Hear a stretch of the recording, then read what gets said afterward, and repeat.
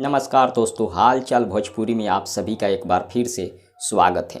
दोस्तों, आप सभी को याद है खेसारी लाल यादव जी का एक गाना आया था आदि शक्ति फिल्म से, भतीजवा के मौसी जिंदाबाद, जो कि गाना वह काफ़ी ज़्यादा वायरल हुआ था और भोजपुरी इंडस्ट्री में एक अलग इतिहास कायम किया था। सेम वैसा ही गाना एक बार फिर से खेसारी लाल यादव जी के आवाज़ में आने वाला है।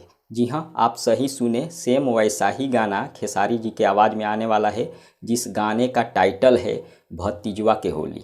जी हाँ, भतीजवा के होली। और इस गाने को अखिलेश कश्यप जी के साथ में मोनू साहू जी लिखे हैं, छोटू रावत जी का म्यूजिक है और अन्नपूर्णा फिल्म से रिलीज किया जाएगा कल 16 तारीख को 7:15 में।